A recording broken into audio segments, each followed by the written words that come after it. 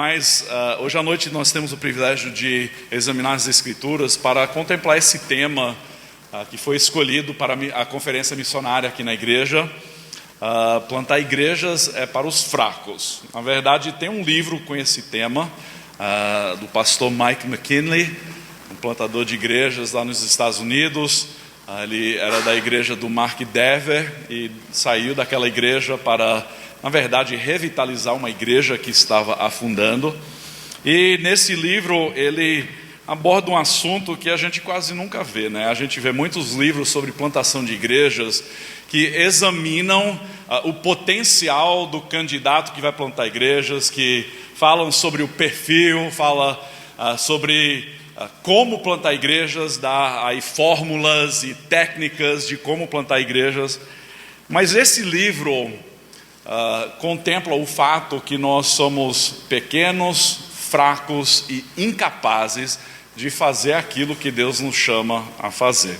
Por isso eu amo o tema, porque eu me sinto exatamente como esse autor, e talvez como muitos de vocês, eu me sinto muitas vezes como um peixe fora d'água.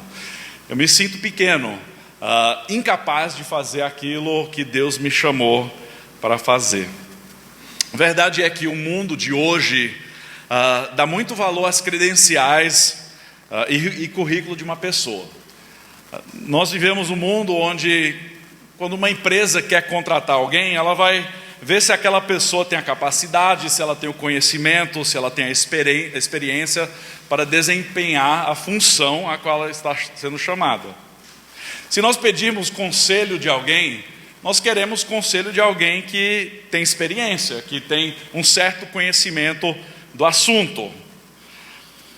Nós temos tendência de confiar mais em pessoas de acordo com seus títulos, certificados, recomendações e conquistas. É a tendência. O mundo em que nós vivemos funciona desta forma, tanto no mundo de negócios quanto na política. Nós queremos pessoas capazes, pessoas fortes, pessoas influentes, pessoas experientes e pessoas inteligentes. Mas será que é esse o tipo de pessoa que Deus está chamando para compor a sua equipe missionária? Será que é esse tipo de pessoa que Deus deseja que esteja engajado na obra missionária, plantando igrejas, fazendo missões com crianças, fazendo missões com surdos e mudos? Será que é esse tipo de pessoa que Deus deseja? Pessoas capacitadas, fortes, poderosas, com conhecimento?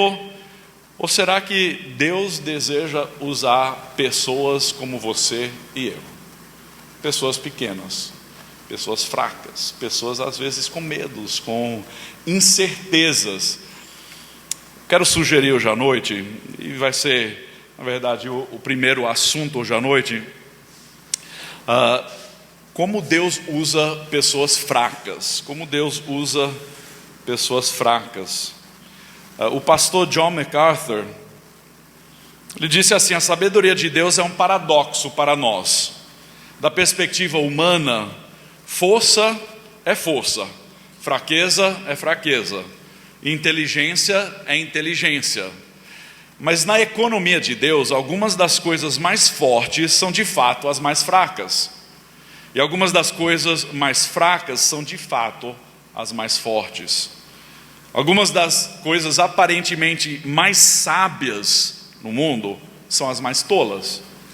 O paradoxo não é um acidente, mas é desenhado por Deus.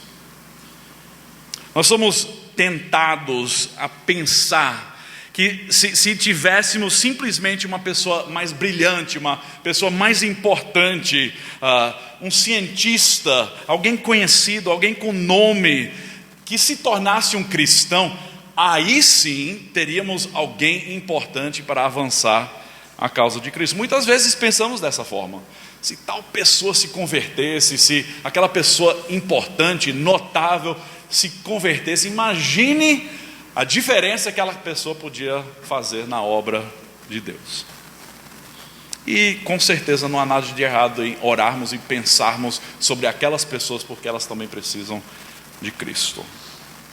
Mas quando nós olhamos nas Escrituras, quando nós enxergamos, na verdade, uma teologia bíblica de fraqueza, entendemos que Deus usa pessoas fracas para fazer a sua obra. Deus usa pessoas fracas, incapazes, com pouco conhecimento para fazer a sua obra.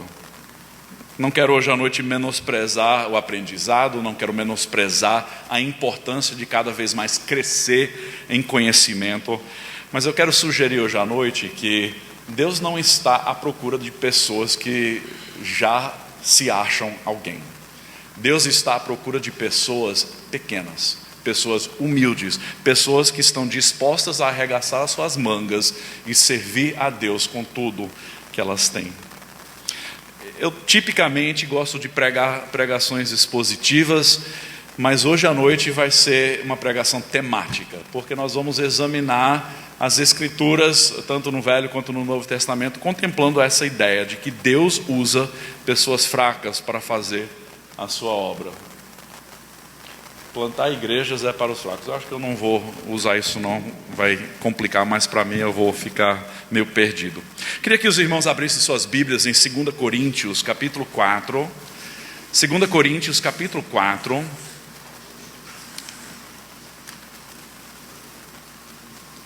Se você encontrar aí onde eu estou, tudo bem. Senão, não se preocupa não. Não precisa não. 2 Coríntios capítulo 4, os versículos de 1 a 7. Diz assim a palavra de Deus: Por isso, tendo esse ministério, segundo a misericórdia que nos foi dada, não desanimamos, pelo contrário, rejeitamos as coisas ocultas que trazem vergonha, não agindo com astúcia, nem adulterando a palavra de Deus, e assim pela manifestação da verdade, nos recomendamos a consciência de todos na presença de Deus. Mas se o nosso evangelho ainda está encoberto, é para os que se perdem que ele está encoberto, nos quais o Deus desse mundo cegou o entendimento dos descrentes, para que não lhes resplandeça a luz do evangelho da glória de Cristo, o qual é a imagem de Deus. Porque não pregamos a nós mesmos, mas a Jesus Cristo como Senhor, e a nós mesmos como servos de vocês, por causa de Jesus. Porque Deus, que disse das trevas resplandeça a luz, Ele mesmo resplandeceu em nosso coração, para a iluminação do conhecimento da glória de Deus na face de Jesus Cristo. Temos, porém, este tesouro em vasos de barro, para que se veja que a excelência do poder provém de Deus, não de nós. Vamos orar. Senhor Deus e Pai, nós te agradecemos pelo privilégio que nós temos hoje à noite de examinar a Tua Palavra. Nós te agradecemos, Pai, porque na Tua Palavra nós não somente somos revelados o caminho para a salvação, mas também nós encontramos a revelação que nos mostra como devemos viver e como nós devemos nos engajar na Tua obra. Pai, obrigado porque o Senhor capacita as pessoas que não têm capacidade, o Senhor fortalece os fracos e o Senhor concede graça a todos os que se submetem a Ti e se rendem à Tua obra. Senhor, eu peço por essa igreja hoje à noite, na sua 13ª conferência missionária, uma igreja que apoia missões, uma igreja que está envolvida em missões. Pai, eu peço a Tua bênção sobre essa igreja, sobre seus pastores, sobre cada membro. Pai, que eles não simplesmente tenham uma visão missionária fora daqui, mas que eles possam reconhecer a importância de servir a Deus e alcançar pessoas logo aqui nesse bairro. Pai, nos dê uma visão missionária, nos dê uma visão de plantação de igrejas, porque até que Cristo volte, ainda temos muito a fazer. Então pedimos a Tua direção nessa noite. Eu peço que o Teu Santo Espírito tenha liberdade de atuar em nossos corações, que tenhamos corações amolecidos, preparados para receber a semente da Tua palavra. É no nome de Jesus Cristo que nós oramos. Amém. Paulo diz aqui nesse trecho: temos, porém, este tesouro em vasos de barro. Esse tesouro que ele está falando é o tesouro do Evangelho. É o ministério da pregação do Evangelho de Jesus Cristo, que morreu e ressuscitou para a salvação dos perdidos. E Paulo diz, nós que recebemos essa mensagem, nós que recebemos esse tesouro, nós fomos dado esse ministério a compartilhar com outros. Mas nós temos esse tesouro em vasos de barro. Na verdade, Paulo está dizendo que nós somos os vasos de barro. Nós recebemos esse tesouro que não tem como medir o seu valor. Mas nós somos fracos, nós somos pequenos, nós somos incapazes, nós somos imperfeitos. Nós somos como se fossem vasos de barro.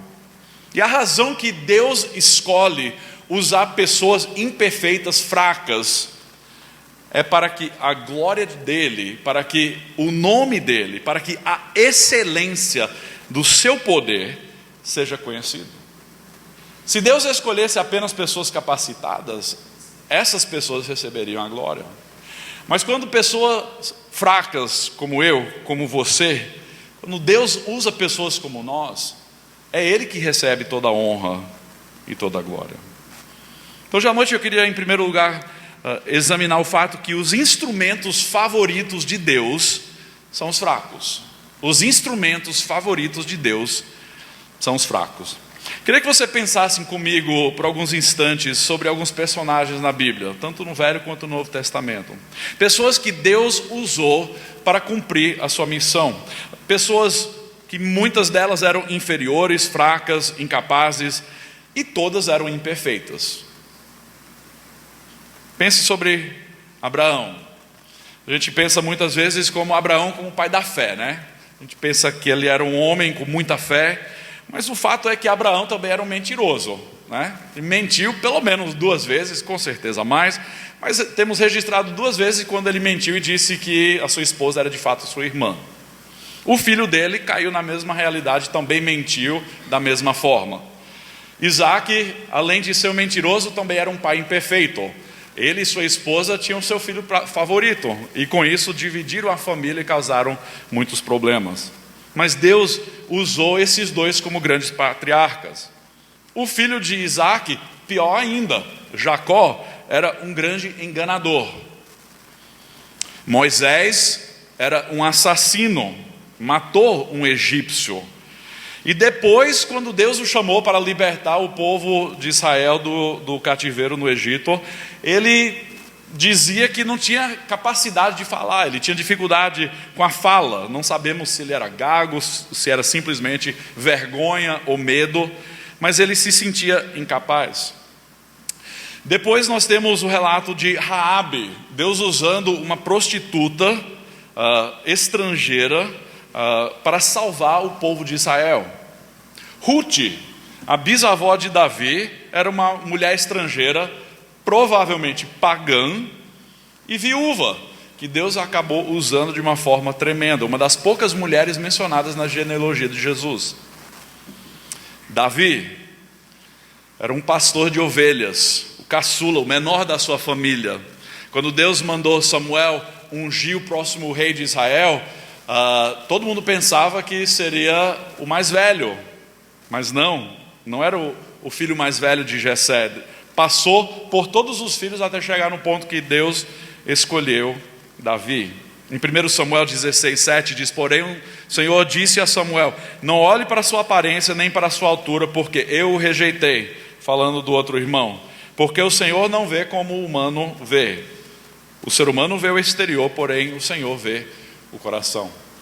Nós não devemos medir as pessoas da mesma forma como o mundo. Nós devemos olhar para corações dispostos, corações que se rendem a Deus e estão dispostas a serem usadas. Nós também temos o relato de profeta Elias, profeta depressivo na verdade. Ele tinha experimentado grandes coisas nas mãos de Deus, ali no Monte Carmel, quando Deus mandou cair fogo do céu para queimar naquele holocausto na frente de todos aqueles profetas de Baal. Depois os profetas de Baal foram todos mortos. Mas pouquinho depois disso, ele fugiu com medo da rainha Jezabel. Ele fugiu, ele se escondeu e ficou um bom tempo daquele jeito. E Tiago, interessante, Tiago capítulo 5 diz que Elias era um homem semelhante a nós. Ele era um homem semelhante a nós. Ele tinha suas deficiências, ele tinha suas fraquezas, ele era imperfeito, mas ele foi um profeta tremendamente usado por Deus. No Novo Testamento nós podemos examinar todos os discípulos que Jesus chamou ao seu lado. Pedro, André, Tiago e João eram meramente pescadores. Não eram pessoas famosas, não eram pessoas importantes, eram simples, eram provavelmente pobres, não tinham formação acadêmica.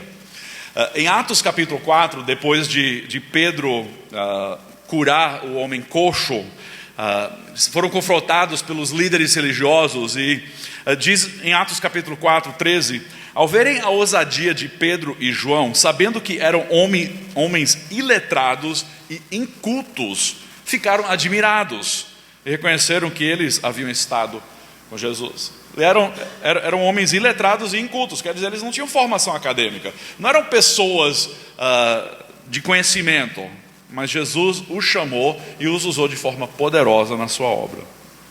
Outro discípulo, Mateus era cobrador de impostos, trabalhava para o governo romano, provavelmente era corrupto como a maioria dos cobradores de impostos eram.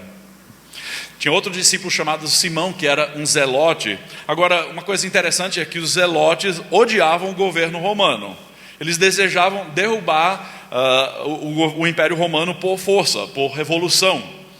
Então, imagine Simão Zelote, que odiava o governo romano, e Deus escolhendo Mateus, que trabalhava para o governo romano e provavelmente era corrupto. Imagine como isso aconteceu. Só Deus mesmo para usar pessoas imperfeitas na sua obra. Tomé, muitos pensam que era meio cético, ele tinha suas dúvidas. Chegando em Saulo, homem que perseguia a igreja, se tornou o maior missionário de todas as épocas.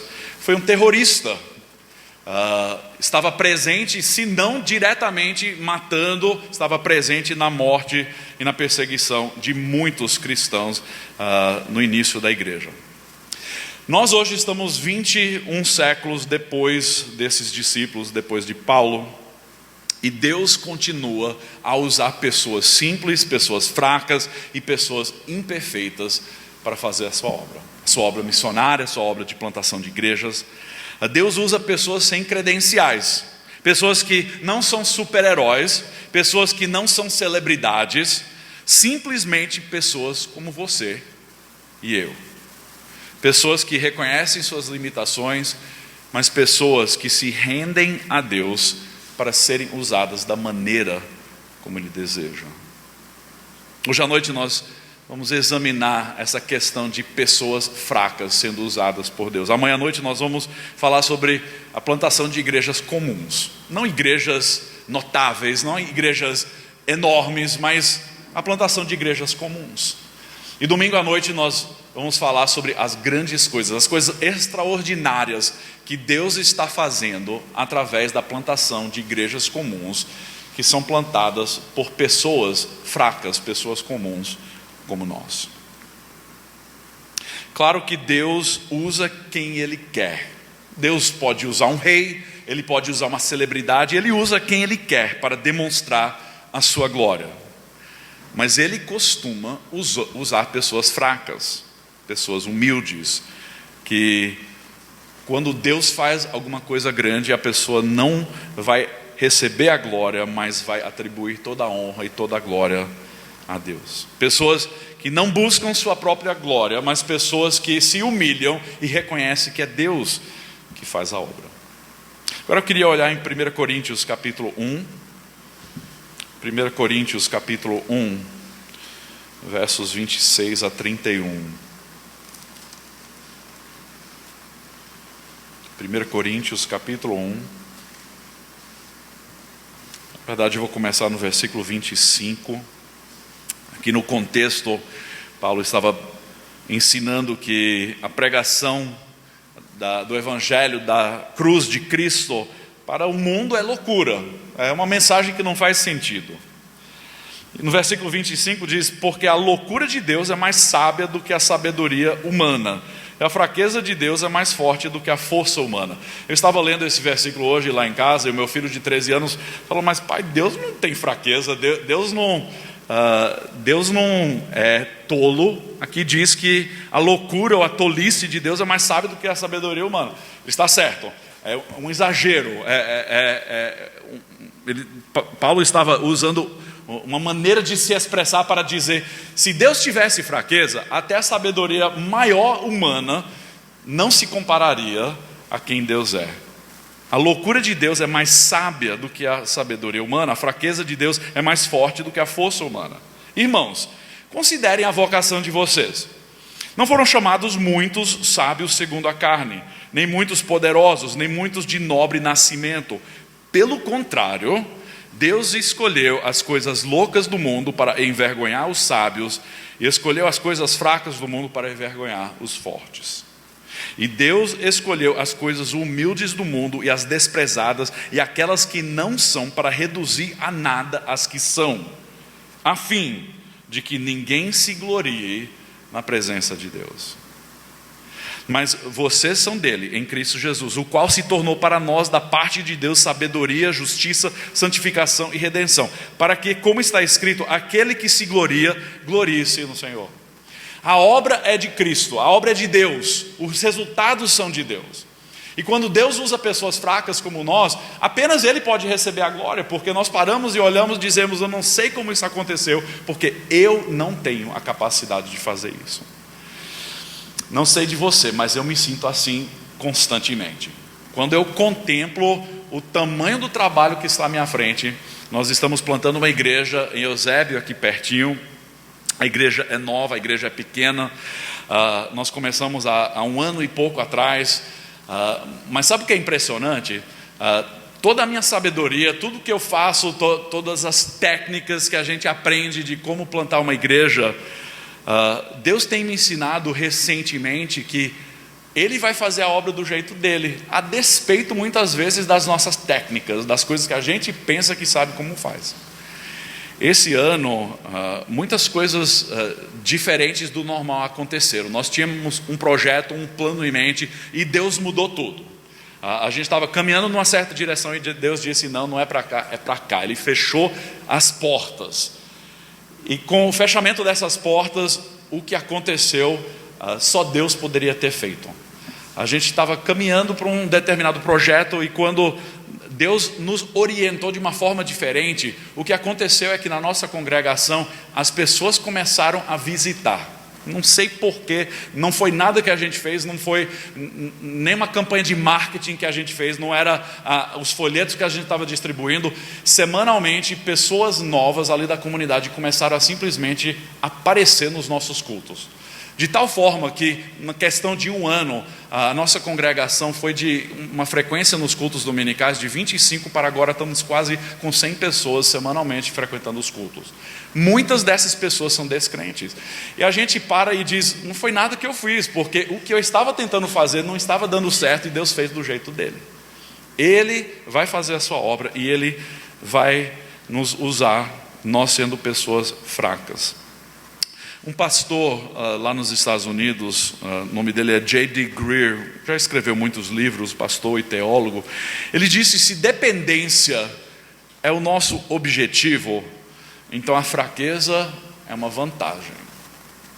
Se dependência é o nosso objetivo, então a fraqueza é uma vantagem. A razão é essa: porque Deus tem prazer em usar pessoas fracas para que a sua glória se manifeste.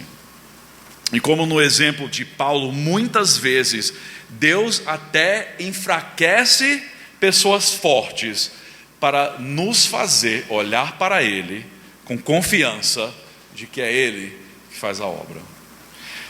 Então, o primeiro ponto hoje à noite é que os instrumentos favoritos de Deus são os fracos. O segundo ponto hoje à noite: às vezes Deus enfraquece os fortes para manifestar a sua grandeza. Às vezes Deus enfraquece os fortes para demonstrar a sua grandeza.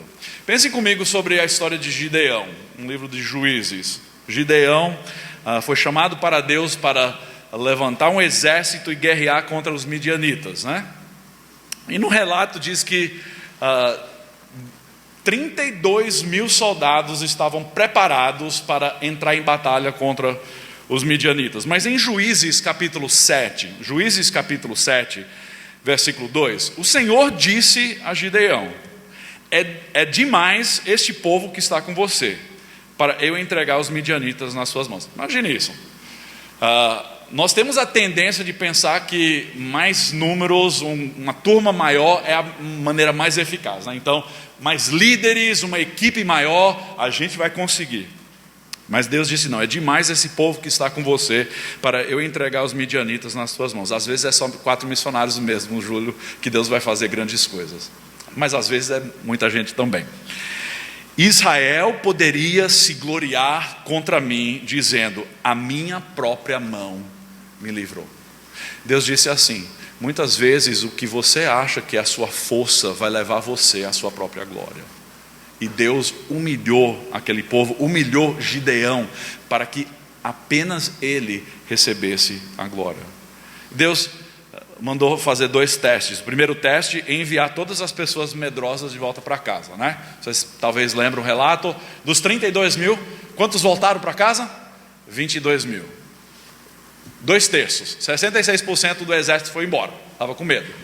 Você pensa: é porque Deus estava precisando das pessoas mais corajosas mesmo, é por isso que isso aconteceu. Não, pelo que eu li, Deus disse que Ele iria diminuir o número para que Israel dissesse: a mão de Deus que nos livrou. Então, o segundo teste foi desenhado para formar um exército ainda mais fraco. Quando eu estudava na escola dominical, eu me lembro que quando essa história era contada, muitas vezes era contada de tal forma que a gente pensava que era apenas os 300 que estavam prestando atenção, os 300 que sabiam como lutar, que Deus preservou para essa batalha. Mas a razão desse teste que é usado não foi para identificar os 300 mais fortes, foi para reduzir o número a um grupo pequeno, para que a obra fosse Deus que fizesse. Você talvez lembra da história, não vou examinar todos os detalhes, mas era simplesmente a maneira como os 10 mil iriam beber água, certo? Então Deus mandou Gideão levar o exército para a beira de um riacho, e ali eles iriam beber água. Alguns iriam beber água lambendo como um cachorro, e os outros iriam beber água de outra forma, que iriam ser mandados de volta, certo? E Deus mandou Gideão apenas reservar os que lambiam como um cachorro. As pessoas às vezes pensam: puxa, é porque os outros dizem no trecho que eles se ajoelharam ao beber, eles estavam ali na água, não estavam prestando atenção no que estava acontecendo ao redor. Mas aqueles que lambiam, talvez eles pegaram a água e trouxeram aqui para o rosto, para poder ver, estar atento, estar despertados para aquilo que ia acontecer, estar em alerta. Não foi por isso. Não é porque Deus queria 300 homens fortes, é porque Deus queria um número insignificante para que o poder e a glória dele se manifestassem. Então, quando nós lemos aquela história, não fiquemos pensando: eu preciso ser que nem os 300, você precisa prestar atenção, preciso ser forte. Não. Muitas vezes Deus vai nos enfraquecer para que a glória dele e o poder dele se manifeste. Deus estava ensinando um princípio para Gideão, que eu creio que ele deseja ensinar para nós hoje também. Para nos usar da forma mais efetiva, Ele nos mostra que nós somos pequenos, que nós somos fracos, que nós não somos alguém. Nós não somos a última bolacha do pacote, certo? Nós devemos entender que Deus é Deus e nós somos servos, que Deus é Deus e nós somos limitados, somos pequenos, somos fracos. E isso deve nos levar aos pés de Cristo, nos deve levar em cada vez mais depender dele para avançar a obra. O fato é que Deus deseja nos usar de tal forma que a nossa confiança seja plena, que nós dependamos completamente de Deus. Em Hebreus 11, nós lemos um relato de muitos homens, muitas mulheres de fé ao longo da história. E Gideão é identificado ali nesse relato. Hebreus capítulo 11, versos 32 a 34 diz assim: Que mais direi? Certamente me faltará o tempo necessário para falar de Gideão, de Baraque, de Sansão, de Jefté, de Davi, de Samuel e dos profetas, os quais, por meio da fé, não foi por meio da força, não foi por meio do conhecimento, mas por meio da fé, conquistaram reinos, praticaram a justiça, obtiveram promessas, fecharam a boca de leões, extinguiram a violência do fogo, escaparam de mortos à espada, da fraqueza tiraram força. Pensa sobre isso. Da fraqueza tiraram força, fizeram-se poderosos na guerra, puseram em fuga exércitos estrangeiros. A história de Gideão, a história de Moisés, a história de Baraque, de Sansão, de Jefté, de Davi e todas as outras histórias da Bíblia não estão lá para nós entendermos como ser pessoas mais fortes, mas para nos ajudar a entender que nós precisamos confiar em Deus e nos render a Ele para ser usado por Ele. O grande missionário na China, Hudson Taylor, ele disse: não são os grandes homens que transformam o mundo, mas sim os fracos e pequenos nas mãos de um grande Deus. Não são os grandes homens que transformam o mundo, mas sim os fracos e pequenos nas mãos de um grande Deus. Outra vez, Hudson Taylor disse assim: Deus deseja lhe dar algo muito melhor do que riquezas e ouro. Ele deseja lhe dar um espírito de dependência. Isso é legal. Deus não quer que a gente seja alguém, Ele quer que a gente dependa dEle completamente. E isso aconteceu na vida de Paulo. Você talvez se lembra do relato em 2 Coríntios capítulo 12, quando Paulo menciona sobre o privilégio que ele teve de estar na presença de Deus, de experimentar a glória de Deus. Ele foi elevado aos céus e ele teve experiências que nenhum de nós já teve. Experiências que Isaías e talvez poucos outros nas Escrituras tiveram. Mas em 2 Coríntios capítulo 12, Paulo elabora um testemunho ali sobre essa experiência. Ele diz no versículo 7: para que eu não ficasse orgulhoso com a grandeza das revelações, foi-me posto um espinho na carne. Certo? Muitas pessoas gostam de debater qual era esse espinho na carne. Tem alguns que pensam que era o problema de vista, depois de ter sido iluminado com aquela luz no caminho para Damasco, quando Deus o derrubou e ele se converteu. Alguns pensam que porque ele ficou com aquela cegueira por alguns dias, que talvez ele teve problemas de vista para o resto da vida. O trecho não diz isso, então seria só uma suposição. Nós não sabemos. Outros pensam que é porque ele era casado. Não, estou brincando. Espinho na carne não é isso não. Mas o fato é que Deus fez algo para enfraquecer Paulo, para que ele não se orgulhasse da experiência que ele teve com Deus. Tem muitas igrejas por aí onde as pessoas estão atrás de experiência, né? A gente chama essas igrejas de sapatinho de fogo. As igrejas, né, onde é só agito, é só revelação, é só essas experiências sobrenaturais que as pessoas estão buscando. Mas Paulo diz que ele mesmo foi enfraquecido por Deus para que ele não se orgulhasse de uma experiência dessa. Nós não devemos procurar essas experiências. São pessoas de pequena fé que buscam essas experiências. Aí Paulo continua dizendo assim: 3 vezes pedi para o Senhor que afastasse de mim esse espinho. 3 vezes, no versículo 8. Depois de 3 vezes, Paulo aceitou, né? Por quê? Então ele me disse: a minha graça é o que basta para você, porque o poder se aperfeiçoa na fraqueza. De boa vontade, pois, mais me gloriarei nas fraquezas, para que sobre mim repouse o poder de Cristo. Por isso, eu sinto prazer nas fraquezas, nos insultos, nas privações, nas perseguições, nas angústias, por amor de Cristo, porque quando sou fraco, é que sou forte. Queria compartilhar um testemunho pessoal meu. Eu já estou no ministério pastoral e missionário há 22 anos, se eu não me engano. Já é tudo isso, viu, Soraya? Muito tempo. Mas quando me formei do seminário teológico, eu confesso que eu era muito orgulhoso. Eu estudei teologia e eu pensei que eu sabia de tudo. Pensei, puxa, eu já vi os meus pais plantar igrejas, eu já vi outros missionários plantar igrejas, eu me formei pensando, eu sei como fazer melhor. Eu vi o que eu achava que eram erros, eu via experiências em outros e eu pensei, eu vou fazer diferente. Porque eu aprendi, né? Eu me achava alguém. Deus teve que me derrubar, literalmente, para eu aprender que não era através do meu conhecimento e da minha força que Deus iria fazer a obra. Em 2007, nós estávamos plantando uma igreja na cidade de Bauru, no interior de São Paulo, e eu me adoeci. Fiquei doente, nem sabia o que era no início. Eu só sei que eu tinha vômitos, diarreia e perdi totalmente a vontade de comer. Passei 3, 4 dias sem comer e foi se esticando. Foi para 7, 10 dias, eu não conseguia comer. Toda vez que eu comia, eu passava mal. Aí eu comecei a fazer exames. Eu fui nos médicos, fiz endoscopia, colonoscopia. Eu fiz isso várias vezes.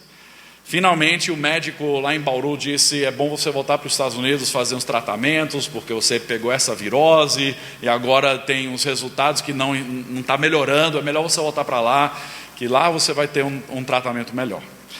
Então isso foi se esticando, e com a doença física, sem vontade de comer, fui perdendo o ânimo também. As coisas ficaram escuras, eu estava desanimado. A gente voltou para os Estados Unidos, o nosso colega de trabalho que estava plantando igreja conosco ficou com trabalho lá. Nós voltamos para os Estados Unidos e ficamos quase 4 meses. E durante esse período, parece que pelo menos a metade, as coisas foram de mal a pior. Cada dia era pior, era exame após exame, eu fiz tudo quanto era tipo de exame. Eu perdi contas do quanto de exames que eu fiz. Finalmente encontramos um médico que era, muitos anos atrás, missionário da nossa missão, que estava trabalhando no hospital. Ele ficou sabendo da minha situação e ele falou para o meu médico mandar os exames para ele examinar. Ele examinou e ele mandou de volta uma carta com uma sugestão. E ele disse, bom, vamos fazer o seguinte, você vai mudar a sua dieta, você vai fazer exercício físico, você vai fazer isso, vai fazer aquilo. E ele me deu uma lista de umas 10 coisas para fazer, para tentar reverter os efeitos daquela virose. Mas o que aconteceu ao longo desse processo de introspecção é que eu comecei a avaliar o meu próprio coração. Deus usou aquele momento para me ajudar a refletir o meu próprio orgulho, como eu pensava que eu era alguém, que eu pensava que eu sabia todas as respostas, que eu pensei que eu tinha aprendido todas as lições. E Deus queria me mostrar que eu era fraco, que eu era incapaz, que era Ele que fazia a obra. E até hoje, quando eu começo a passar mal, eu volto atrás para aqueles dias. Aqueles dias foram muito ruins, foram dias muito escuros para mim. Mas foram dias que Deus foi me ensinando que eu precisava confiar nele, eu precisava olhar para Ele e descobrir que Ele é quem faz a obra. Não sei se você já leu a biografia de uma mulher chamada Corrie ten Boom. A família dela foi usada para libertar muitos dos judeus durante o período do Holocausto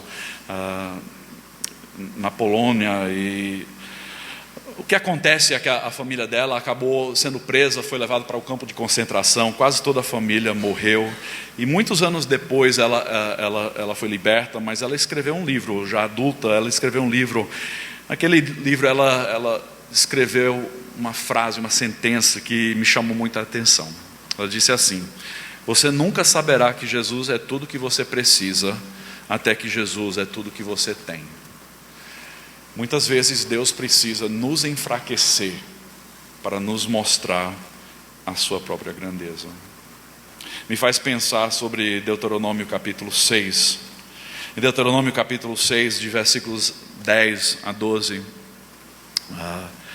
Deus estava querendo ensinar o seu povo a respeito de como viver na terra prometida.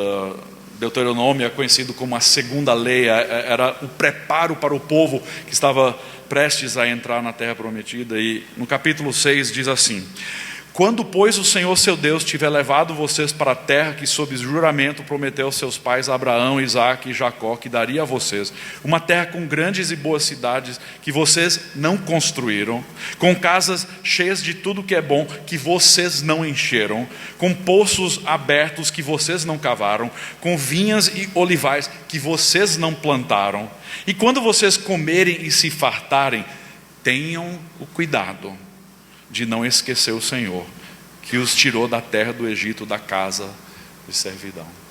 Deus tem prazer em nos enfraquecer, para que a glória dele seja manifesta em nossas vidas, em nossas igrejas e em nossos ministérios.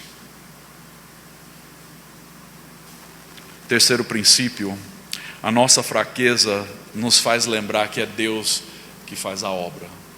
A nossa fraqueza nos faz lembrar que é Deus que faz a obra. Primeiro, os instrumentos favoritos de Deus são os mais fracos.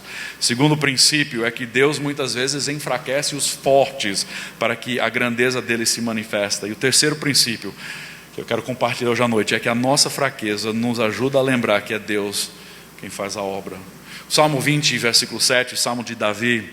Davi diz assim: uns confiam em carros de guerra, outros em seus cavalos, mas nós, porém, invocaremos o nome do Senhor nosso Deus. A ideia é essa: muita gente confia em si mesmo, na sua força, na sua capacidade, naquilo que tem, nos seus recursos, nos seus bens materiais.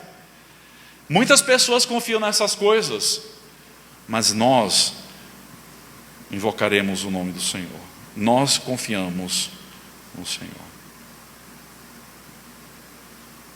Nem me falaram quando é que termina, né? Pode ir embora. A presença de Jesus nos acompanha na nossa fraqueza. Quando nós olhamos para Deus na nossa fraqueza e começamos a depender dele, começamos a confiar nele, nós devemos lembrar das palavras de Jesus quando ele enviou os seus discípulos em missão. Na grande comissão em Mateus capítulo 28, Mateus capítulo 28, 18 a 20, Jesus disse assim: toda autoridade foi me dada no céu e na terra, portanto, vão e façam discípulos, certo? Essa é a missão, fazer discípulos de todas as nações, batizando-os em nome do Pai, do Filho e do Espírito Santo, ensinando-os a guardar todas as coisas que tenho ordenado a vocês. E eis que estou com vocês todos os dias até o fim dos tempos. Eu acho muito interessante que Jesus não falou aos seus discípulos assim: vão e façam discípulos de todas as nações, porque eu tenho visto em vocês algo de especial. Vão e façam discípulos porque vocês são fortes, vocês são capazes, vocês são importantes. Não. Essa, na verdade, é a mensagem enganosa do coaching dos dias atuais. Que você é alguém, que você pode, né? A gente ouve essas mensagens de ânimo. Muitas igrejas estão pregando essas mensagens hoje. Poucas igrejas estão pregando a mensagem de se render, de se submeter, de se humilhar diante de Deus. Jesus não escolheu os seus discípulos, Jesus não nos escolheu para fazer a sua obra porque nós somos alguém.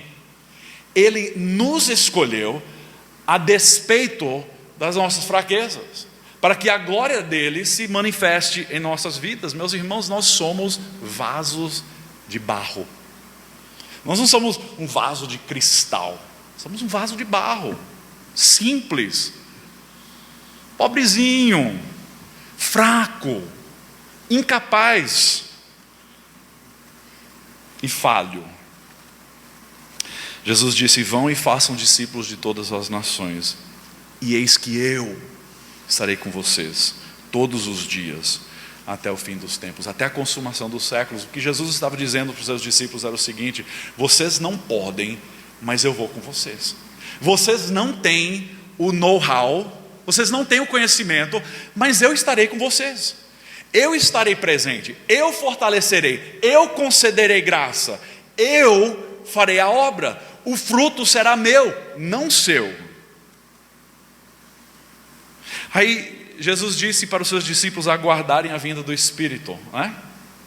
para voltarem para a cidade e aguardarem a vinda do Espírito. E nós sabemos que no dia de Pentecostes, quando os discípulos estavam reunidos em culto de oração, eles estavam num cenáculo, o Espírito Santo foi derramado sobre eles com poder, de tal forma que os discípulos se encheram com ousadia e coragem e viraram o mundo de cabeça para baixo, pregando o Evangelho, plantando igrejas, a despeito das suas fraquezas, da sua falta de conhecimento, da sua timidez. Deus usa pessoas fracas para fazer a sua obra.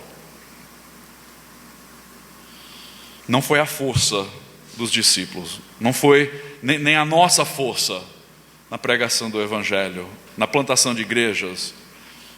É a graça, é o poder de Deus que atua em nós, é o poder do Espírito. O trecho em Atos 1 que foi lido no início hoje à noite: vocês receberão poder ao descer sobre vocês o Espírito Santo, certo? O poder não vem de nós, a capacitação não vem de nós. Não é porque a gente fez um curso, porque a gente fez uma capacitação, porque a gente fez um treinamento de liderança, porque a gente agora sabe como fazer contextualização de uma forma bem legal. Não é aí, gente. É porque Deus nos capacita por meio do poder do Espírito que atua em nós. Vocês receberão poder ao descer sobre vocês o Espírito Santo e serão minhas testemunhas em Jerusalém, em toda a Judéia e Samaria e até os confins da terra.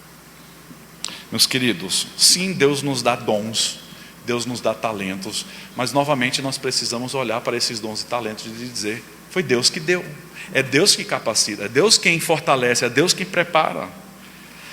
Só podemos dizer o seguinte: Deus é fiel, Deus é poderoso, e Ele usa os fracos para fazer a sua obra. Ele usa fracos como eu, como você, para pregar o Evangelho, para fazer discípulos, para plantar igrejas.